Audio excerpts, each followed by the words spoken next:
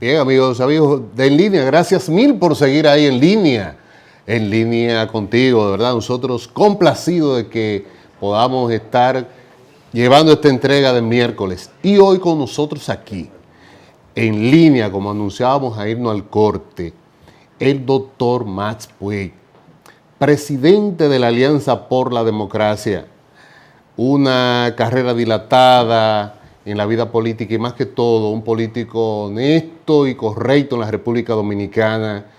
Nosotros complacidísimos de tenerlo aquí en línea, doctor Max. Bienvenido a su programa En Línea Contigo. Muchas gracias. Saludos, José, y sobre todo saludos a todas las personas que nos miran y nos escuchan en este momento. Doctor, nosotros tenemos que aprovecharlo a usted, porque de verdad que con usted sí hay temas que tratar. Es, si se quiere, uno de los políticos dominicanos que, aunque nosotros aquí en línea hemos dicho que no sentimos la oposición haciendo lo que debe hacer, a usted hay que sacarle su plato aparte porque usted lo vemos echando la batalla, doctor. Háblenos de cómo andan las cosas en el quehacer político y qué va a pasar con la ley de partidos políticos en la República Dominicana. ¿Cómo no? La ley de partidos políticos propuesta, su versión original fue elaborada en el año 1999 dentro de la antigua Comisión Presidencial para la Reforma y Modernización del Estado.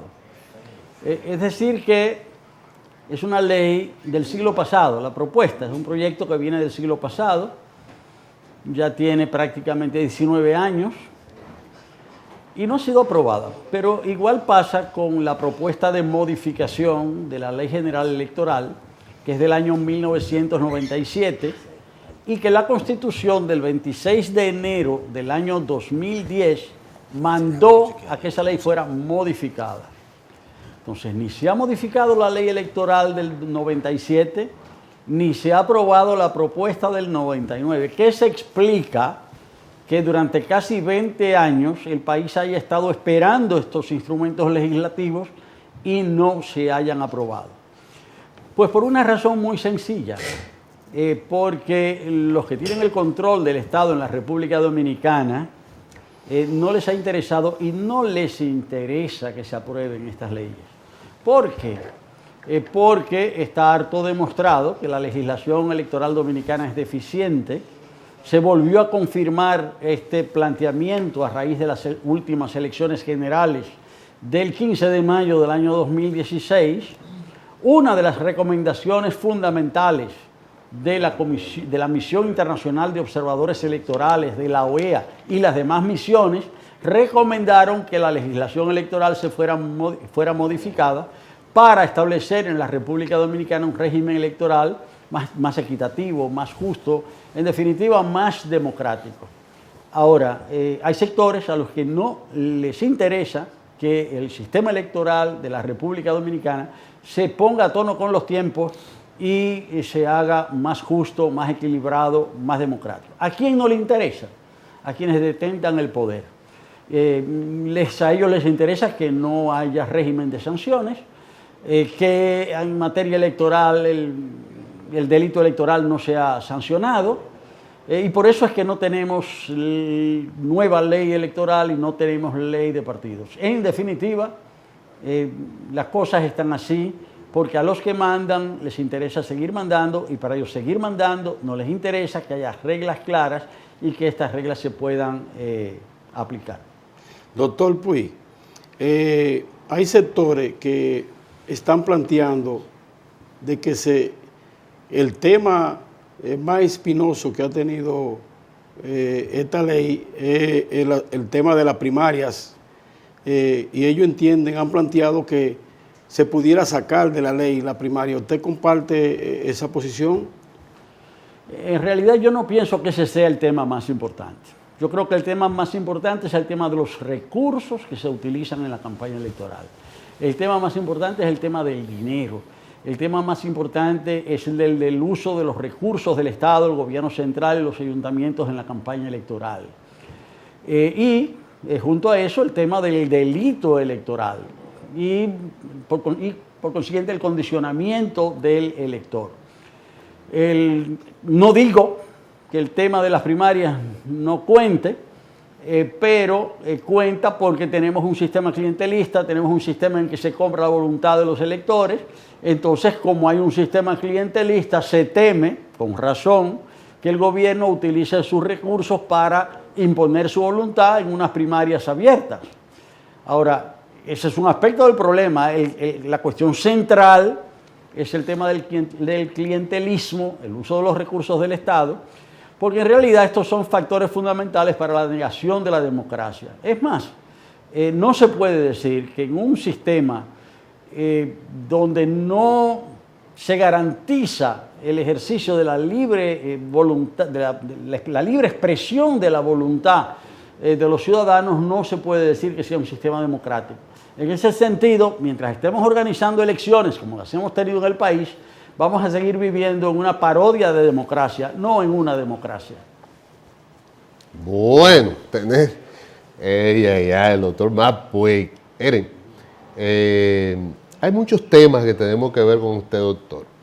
Estamos escuchando ahí cuál es la propuesta. Usted está diciendo que el régimen imperante es el que ha impedido que se apruebe la ley de partidos políticos en la República Dominicana y que prácticamente hay un diseño para que las cosas sigan así.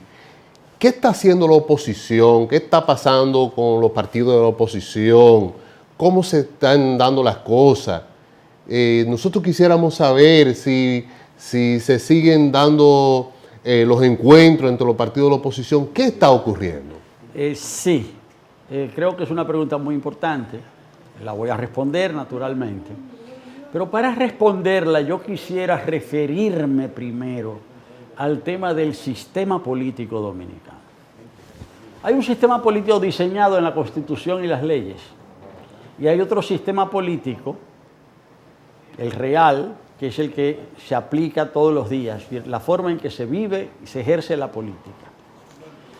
Y el sistema político dominicano ha evolucionado hacia un sistema de partido dominante. Y quiero aclarar el concepto. Algunos dicen que en República Dominicana hay un sistema de partido único. No. El sistema de partido único solo existe un partido y los otros son eliminados. En República Dominicana existen muchos partidos, pero hay un partido que ejerce el control sobre todas las instituciones, ejerce el control sobre las conciencias, ejerce el control de manera muy directa sobre la vida de las personas más pobres a través de sus precariedades. Y ese sistema, como digo, le permite existir a muchos partidos, pero en realidad existen de manera limitada, de manera subalterna. El caso típico del sistema de partido dominante es el caso mexicano. Durante 70 años, el Partido Revolucionario Institucional, PRI, gobernó México. Cada 6 años cambiaban el presidente y seguía siempre el mismo partido. Había muchos partidos que existían, pero limitados, subordinados. Desde el año 2006 para acá, nosotros hemos avanzado de manera acelerada hacia el sistema de partido dominante y tenemos un partido dominante. ¿Por qué ese año? Porque fue el año en que el partido de gobierno tomó el control, logró el control de ambas cámaras legislativas. Y tiene un control completo desde el año 2006, desde hace 12 años. Y eso le ha permitido ir controlando el conjunto de instituciones públicas de manera particular desde el año 2010, cuando con la modificación de la Constitución de la República hubo que rehacer todas las altas cortes.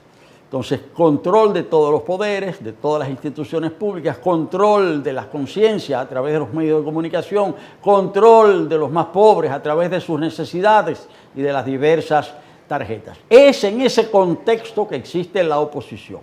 O sea, no estamos hablando de una oposición en un sistema democrático pleno.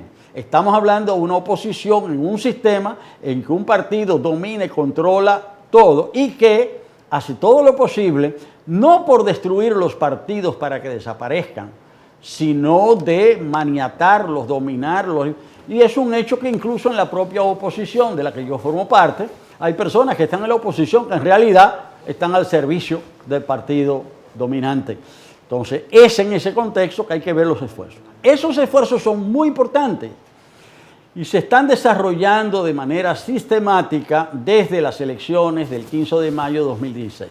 Desde entonces la oposición está actuando de manera concertada, de forma coordinada, con vistas, no a presentar candidaturas, de eso no se ha hablado todavía, sino con vistas a lograr órganos electorales independientes que no dependan de manera absoluta del partido dominante, lograr que se establezcan leyes más equitativas, como la modificación de la Ley General de Elecciones, como la ley de partidos. Tenemos trabajando en eso ya casi 2 años, es decir, comenzamos en mayo, bueno, desde antes de mayo del 2015, pero oficialmente el 9 de mayo arrancamos, cuando nos apersonamos en la Junta Central Electoral pidiendo diálogo con el entonces presidente de esa Junta, y desde entonces no hemos cejado, nos reunimos, elaboramos propuestas, ejercemos una acción, y próximamente, es decir, nosotros vamos a presentar al país un conjunto de propuestas, es decir, sobre el régimen electoral, sobre la ley de partidos. ¿Con qué propósito? ¿Con el propósito de que se diga en el periódico que presentamos eso? No, con el propósito de que nos sentemos a debatir, a dialogar con todas las fuerzas políticas, incluso con todas las expresiones sociales del país, para que pasemos de la parodia de democracia en que vivimos a un sistema democrático donde las fuerzas políticas nos podamos expresar en la vida cotidiana y en las elecciones de manera más equitativa, es decir, con más posibilidades. No es posible que nosotros sigamos haciendo elecciones donde una parte tiene todo el dinero y todas las posibilidades y todos los medios de comunicación y la otra parte realmente está maniatada. Entonces la oposición está trabajando de manera coordinada para eso. Lo hemos hecho, lo vamos a seguir haciendo y a partir de ahora incluso vamos a arreciar nuestro esfuerzo. Doctor Mas, últimamente se ha estado discutiendo en la sociedad dominicana lo que es el pacto eléctrico. Hay unos sectores del empresariado que si se quiere, por no ponerse de acuerdo, no se firmó ahora a principio de año. ¿Cuál es la posición de Alianza por la Democracia con relación al pacto eléctrico? Sí, y yo para responder quisiera recordar que desde el año 2009 se comenzó a discutir en nuestro país una estrategia nacional de desarrollo con vistas al año 2030. Finalmente eso dio lugar a la aprobación, se firmó un pacto para esa ley, un acuerdo, y se estableció la Ley de Estrategia Nacional de Desarrollo, que es la Ley 2012-01, la primera ley del año 2012. En esa Ley de Estrategia Nacional de Desarrollo se fijó como objetivo, como uno de sus objetivos, la descarbonización de la economía dominicana, es decir, la eliminación de los combustibles fósiles en la generación de energía, entiéndase, el carbón, el petróleo y el gas. Está claro que no se trataba de eliminar de golpe y porrazo estos combustibles, sino de manera progresiva. Ese fue un mandato esencial de la Ley de Estrategia Nacional de Desarrollo. Durante la campaña electoral del año 2012, el entonces candidato Danilo Medina no habló ni pío de la posibilidad de construir plantas de carbón. Ganó las elecciones del 2012 e inmediatamente gana, hace anular por decreto las licitaciones que había comenzado 3 años antes la Corporación Dominicana de Empresas Eléctricas Estatales, CDEE, las anula y se dispone a organizar una nueva licitación, pero ya se sabía de antemano cuál iba a ser el resultado de esa licitación. Construir unas 2 grandes plantas de carbón en el suroeste de la República Dominicana. Se decidió eso y contrariando la Ley de Estrategia Nacional de Desarrollo. Ahora bien, esa misma Ley de Estrategia Nacional de Desarrollo estableció que en el año 2013 a más tardar un año después, debían discutirse el pacto educativo, el pacto eléctrico y el pacto fiscal. Duró 2 años discutir el pacto educativo, pero se logró. Y desde hace 3 años, es decir, desde el año 2015, se está discutiendo el pacto eléctrico, pero en 3 años no se ha logrado llegar a acuerdos. ¿Y por qué? Porque aspectos esenciales del pacto eléctrico, el gobierno no ha querido que se debatan, comenzando por la construcción de esas plantas de carbón de Punta Catalina.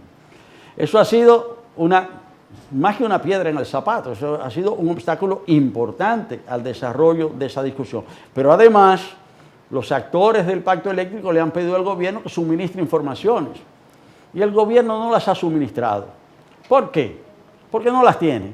¿Cómo que no tiene las informaciones? Sí, porque se le pidió la contabilidad auditada de la CDEE y la contabilidad auditada de las EDES, de las distribuidoras. Pero esa contabilidad auditada no existe. Sí, porque aquí, desde el año 2012 para acá, no hay contabilidad auditada de la CDEE. La CDE, la corporación, no tiene contabilidad auditada. Entonces, si no la tienen, no la pueden presentar. Ustedes me dirán, ¿pero en qué país vivimos? Que la electricidad no tiene contabilidad. Pues sí, es cierto, señores. Ustedes, los que me están mirando, me están escuchando, estarán diciendo, ¿pero cómo es posible? Bueno, sí, es así. Es decir, no hay contabilidad auditada y no se pudo presentar esa contabilidad en el pacto eléctrico. Claro, un pacto así, una discusión así, es difícil que se desarrolle de manera normal. El resultado es que al final se dijo que se había llegado a acuerdos, a consensos sobre el 95% de los puntos. ¿Cierto? No se llegó a acuerdos sobre el 5%, pero ¿cuál 5%? El de los puntos más importantes. Entonces se llegó a un acuerdo de un 95% sobre lo no importante y faltó el acuerdo sobre el 5%, que es lo importante. Frente a eso es que sectores muy importantes, como una franja muy representativa del empresariado, la Universidad Autónoma de Santo Domingo, a través de su Instituto de Energía, a través de su Comisión Ambiental, a través de su Comisión de Economía, decidieron que tampoco iban a firmar. Y de todo el sector social representado también en ese pacto, dijeron que no iban a firmar. ¿Por qué? Porque en definitiva, en ese pacto no se abordan cuestiones fundamentales. En ese pacto no hay una respuesta a los problemas eléctricos de la República Dominicana. Ahí no se define nada sobre aspectos tan importantes como Punta Catalina.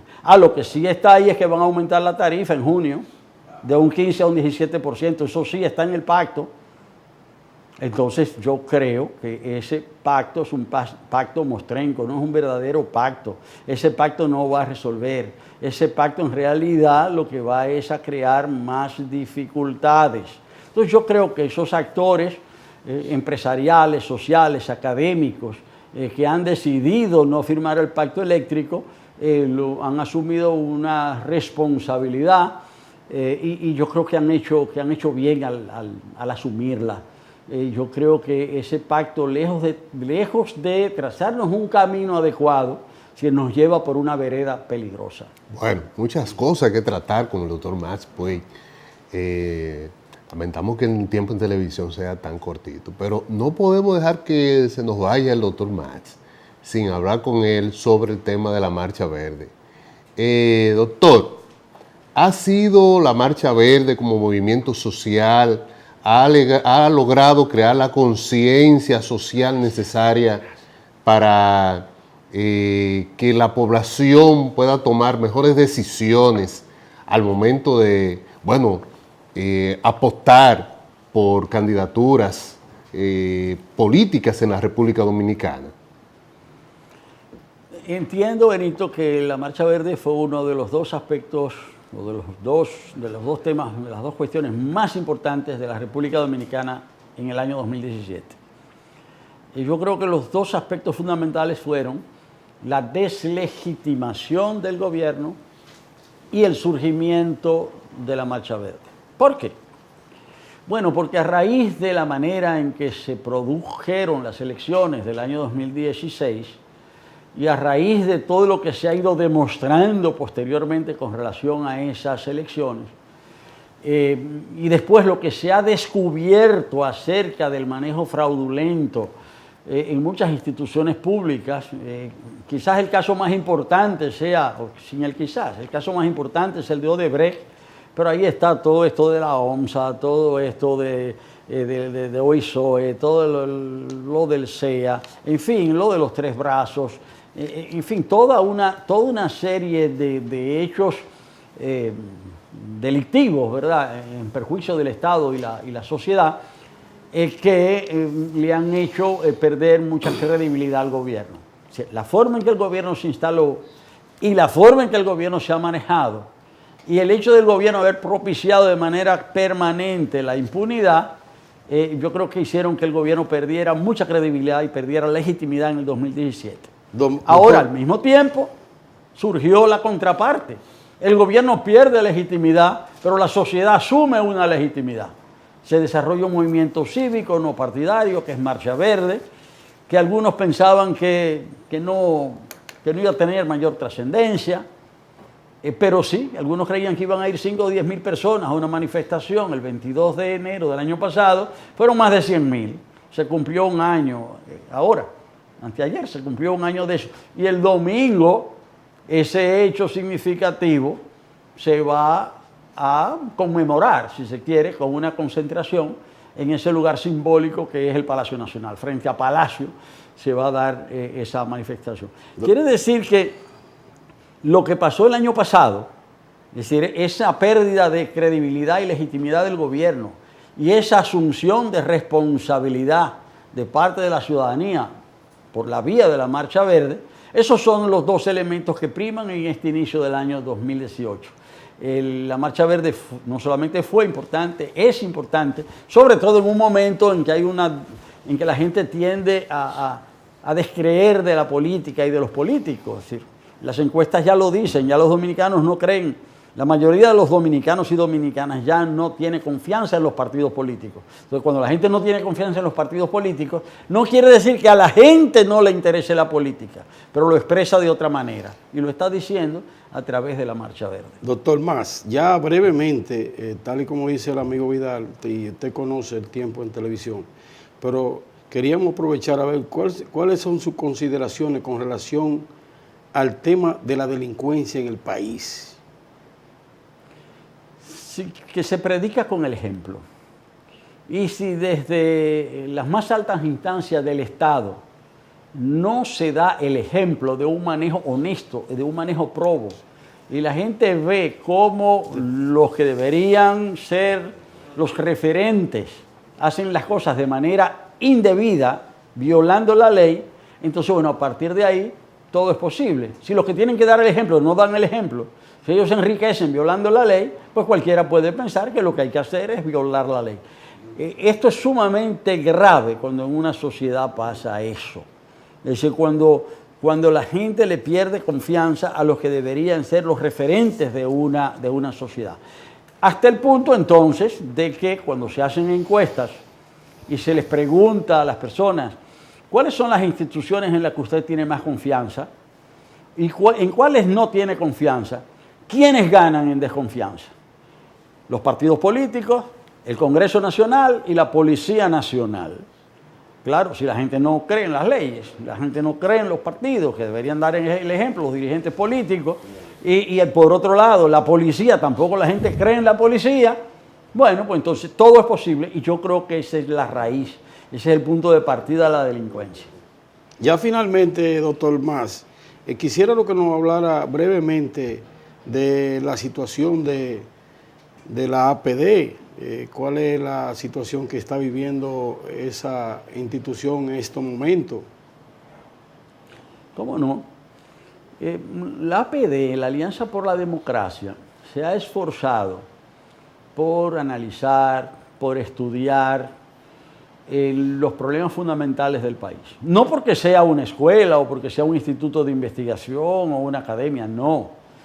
Desde la APD se estudian los problemas del país para poder, a partir de ese análisis, hacer propuestas de políticas públicas. Entonces, desde hace años, de manera constante, de manera sistemática, la APD ha venido haciendo propuestas sobre los diferentes aspectos del país. Que trátese del tema ambiental, trátese del tema eléctrico, trátese de la cuestión rural, trátese del tema educativo, trátese del tema de la salud, de la cuestión laboral, de la seguridad social. La APD ha venido fijando posición. Yo diría que la APD es quizás, o sea, yo estoy seguro de decir que es la organización política que ha presentado un conjunto sistemático de propuestas para los problemas del país. Y eso le da crédito, eso le da valor a una organización política, porque todo lo que expresan los dirigentes de la APD es escuchado con atención por el país, se sabe que lo que decimos es serio, se sabe que no hablamos por hablar, y aparte de eso, estamos jugando un papel responsable tanto en la coordinación de las fuerzas políticas de la oposición como a través de las manifestaciones sociales. Nosotros estudiamos, proponemos, coordinamos con la oposición y estamos al lado del pueblo dominicano. Nosotros estaremos, los integrantes de la APD, estarán presentes en la manifestación, en la concentración que se dará frente al Palacio Nacional el próximo domingo 28 de enero. Bueno, de verdad que tener al doctor Max Puig aquí es un honor para nosotros. Y cuánto se aprende, doctor, nosotros de verdad que muy complacidos de que usted haya decidido conversar en esta ventana de En Línea con nuestra gente. Gracias de verdad. Y estos espacios están abiertos a usted. Y ojalá la República Dominicana se mine de muchos dirigentes así como usted, gente correcta que quiera participar en la vida política y en la vida pública nacional. Muchas gracias, de verdad. Gracias, gracias. Amigas, amigos de En Línea.